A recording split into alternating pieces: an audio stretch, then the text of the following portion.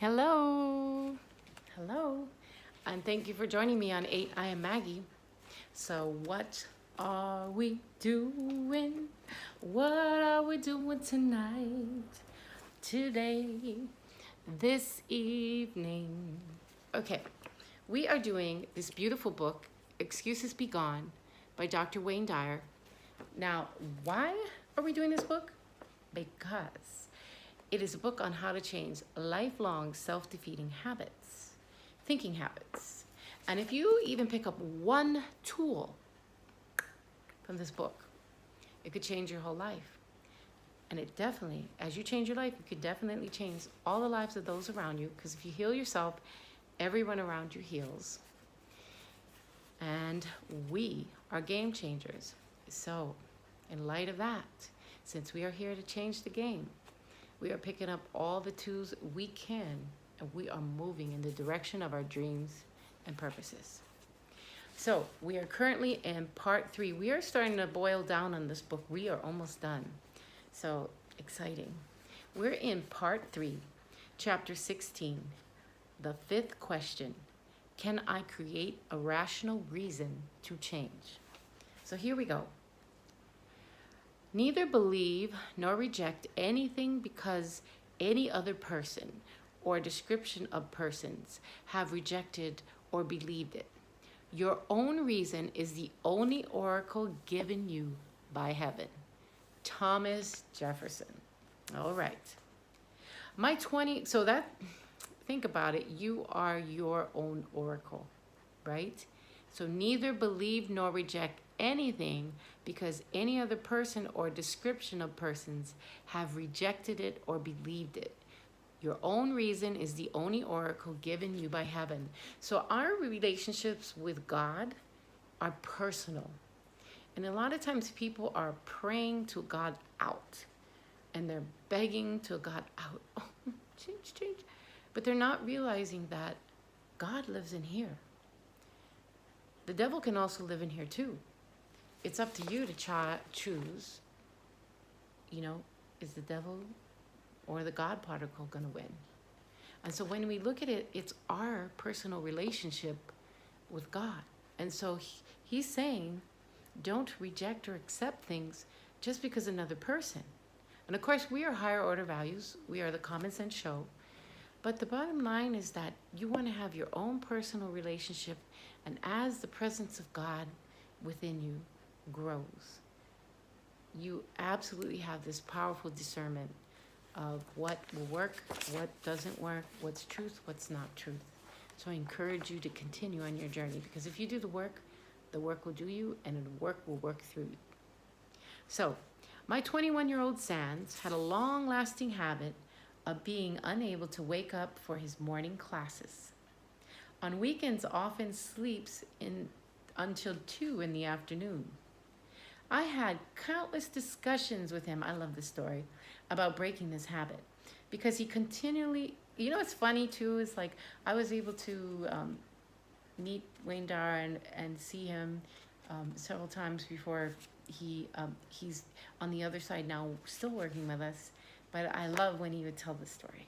So anyway, I've had countless discussions with him about breaking this habit, because he's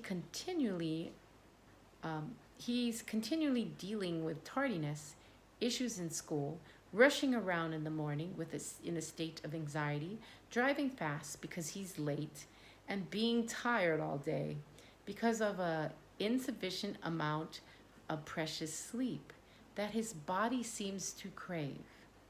His habit gets in the way of his schoolwork, his happiness, his health, and since he feels fatigued throughout any day in which he has to wake up before noon.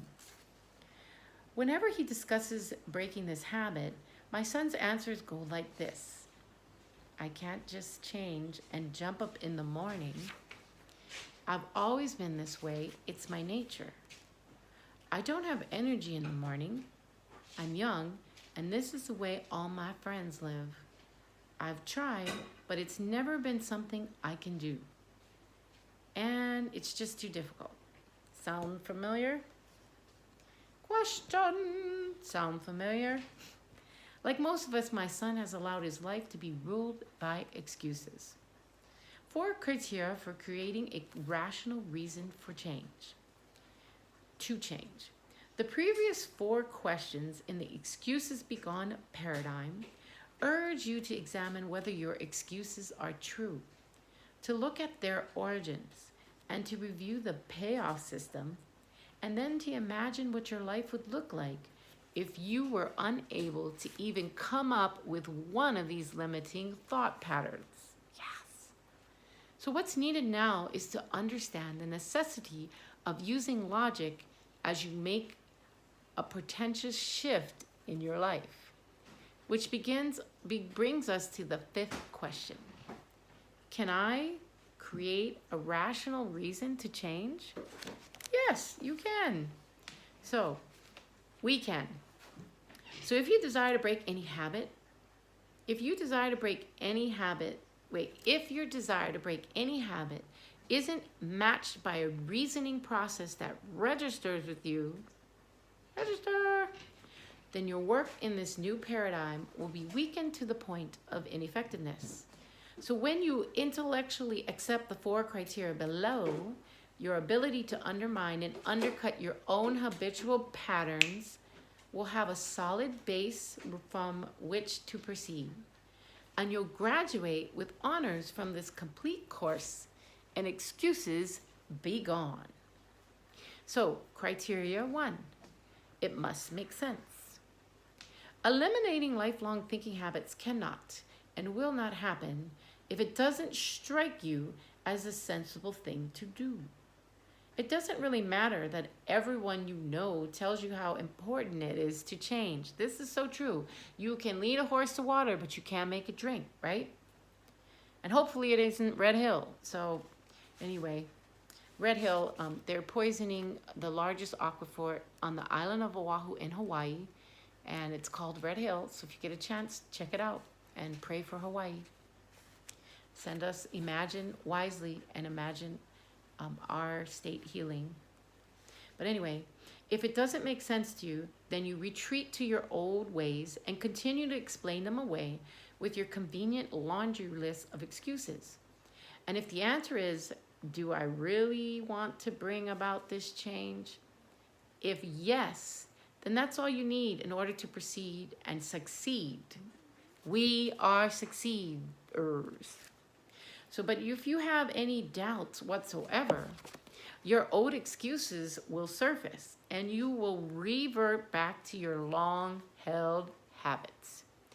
Nope, not this year. There's no reason that we can't be all we can be in 2023. And whatever excuse and whatever block and whatever we have to drop, we are dropping it. This is the year of the drop. So for example, when I was in my 30s, I made the decision that I was no longer going to allow myself to continue the unhealthy habits that had dominated my life up until that point. I could see myself gaining weight around the middle, eating and drinking things that weren't good for me, and generally not paying the proper attention to the well-being of this temple that temporarily houses my soul. And we have talked about self-care in the past. This is your temple. If you go and look at that Egyptian temple, I'm sorry, I don't have the name, but it is fashioned. I know many of you know what I'm talking about. It is fashioned in the state of our body, which is the temple. And the measurements are perfect. So this is not, the Bible talks about we're clay jars. God breathed into us. This is our temple. And this is where the God particle and the God self lives. And what we do in life is how we walk it out in this beautiful temple, whatever your temple is. So love and honor and take care of your temple, because it's so beautiful and it's so necessary. It's your ride in this life. Like, here's your ride. So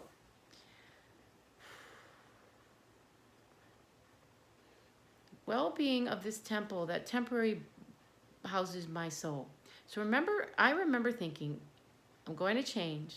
I don't know how, but I do know that I can't rely on anyone else but myself.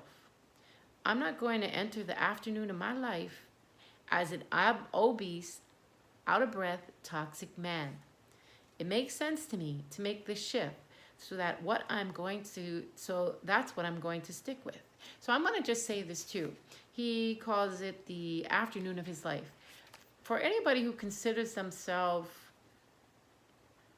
middle age or moving towards elderly or whatever, the game ain't over. You need to take good care of yourself and your temple. Many people haven't started things till they're in their 80s or 60s or 50s. Like Louise Hay, she started her publishing company when she was 67. People laughed at her and said that, that wouldn't go anywhere.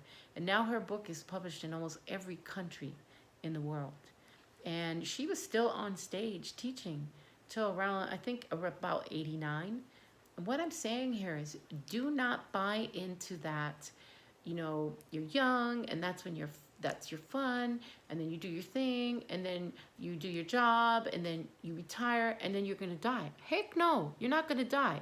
You're going to take good care of yourself, you're going to get your stuff together, and you are going to have the most brilliant next phase of life, and you're going to do all kinds of wonderful things, and you're going to take care of your temple. You're not going to buy into this sick society, checking in and McDonald's coffee, not that, no hate here, but I'm just saying, like, where you just congregate there and just talk about everything negative, or when you just go to the doctor and you just do everything, you're going to create a new career.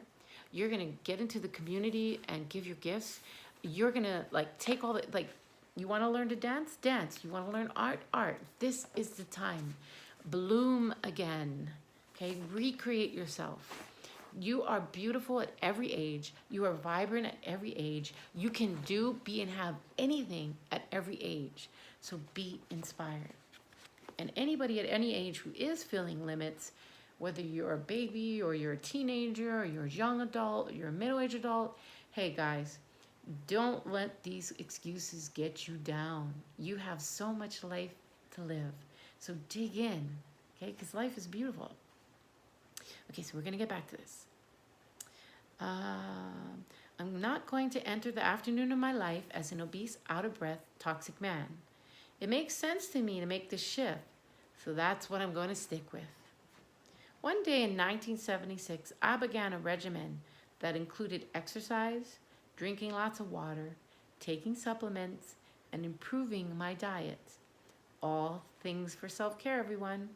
Although nobody around me fully understood my drive to stay in shape, it made sense to me. Consequently, I was able to begin a new strategy for living that resulted in eliminating all of those tired excuses that I have been using to explain my retreat home, my retreat from well-being. Whenever anyone had told me over the years that they just don't understand why I'm so compulsive about my health habits, I'd always think, if I didn't have a healthy body, I wouldn't have anywhere to live. Bingo! Because my lifestyle makes sense to me, I'm immune to others' perplexing questions, and I'm never tempted to reverse my decision to live as healthy an existence as I possibly can. My rational determination to pursue optimum wellness makes self-defeating choices unappealing. And this is one thing I want to state. While we are working on large sums of money flowing to us and manifesting our best destiny and all these things, health is the very first wealth. If you have all this money but you have no health to enjoy it, it's empty, it's kind of depressing, and it's in ways pointless. We want you to be healthy, wealthy, and experiencing your best life. Okay, so that health, remember, it is one of the top wealth in life. So today I enjoy noticing the long-term effects of that decision I made more than 3 decades ago. Simply resolving to become more health conscious led me to run daily, which led me to eliminate red meat from my diet, which led me to drink water instead of alcohol, which led me to give up all soft drinks, which led me to swim regularly, which led me to eat more and more raw vegetables, which led me to practice Bikram yoga 4 to 5 times a week. Yeah, which led me to study and live the Tao Te Ching, and on it goes. And you know, if you like study any of the teachers, like Dr. B. Cyrus, I love him, Billy Carson, Wayne Dyer, Louise Hay, Cheryl Richardson. I mean, the list goes on, but when you're really working to getting into those higher energy states and cleansing out your aura, cleansing out your heart, cleansing out your mind, what you eat, what you put in your body is one of the ways you can get more high vibration, more energy, frequency, vibration in higher states. So it really is so important what we're eating. Don't dismiss it. You can do it. I know it's sometimes difficult to make the changes, but since we are game changers, we're going to choose better eating habits, better drinking habits, better environments to be with, better people to hang around. We are going to the next level together. So most obese persons know their self-destructive patterns have brought them to more poor choices, explained away by excuses, until the final result is out of their control. And while all addicts start out small and gain one ruinous habit after another, you can choose to be someone who breaks free of limitations right now. So as Reverend Ike would say, right here and right now, I choose to break free of all limitations. All limitations that holding you back from eating healthy, having a healthy life, having a wealthy life, having a prosperous life, living in your higher order values and your purpose.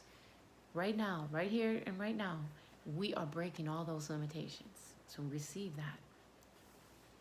So this one basic thought, this makes sense to me, even if no one else understands me, and I don't know how to make it happen, and that's what I'm going to stick with, will lead you to a new path to walk upon. You know what's funny too? Once you start breaking away from the pack and walking in a healthy, wealthy life, they all start looking, that quantum wave starts going, oh, hey, where did Sparkle go? Hey, where did Terry go? Where's Kathy? Looks like, wow, where did Jenny Spiritualist go? Like, whoa, look at her. She looks great. She looks healthy. He looks, where's OK Godman? Oh, where's Brian? Oh, where's the other Brian? Where's Josiah? Like, wow, look at them. Wow, their life is so great. Then they're like, you know, looking into you like, oh, sometimes people want to pull you back, but then it's like, what did you do? Just keep going. You know, cut them loose. You don't need people pulling you back. And if they want to change, they're going to see what you're doing and they're going to start digging in and they're going to make the changes. So trust in the process and trust that God has them. Okay, each step from the new position leads to another and then another until you finally have the freedom that comes from living without the hindrance of excuses. So we kind of started out this channel early, the saying like the journey of 1,000 miles, 10,000 miles, whatever it is, cleaning your house starts with taking one step. And so, right, each step that we take to drop an excuse and live an excuses begone paradigm, our life is going to change, and it's going to change for the best. So I want to thank you for joining me on this beautiful slow crawl to Excuses Begone with Wayne Dyer.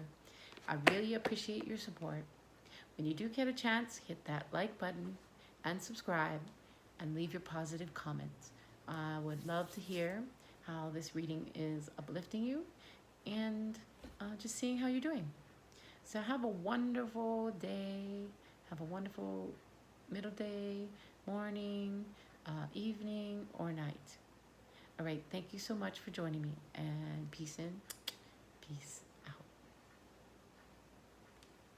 Spiritual void, folk.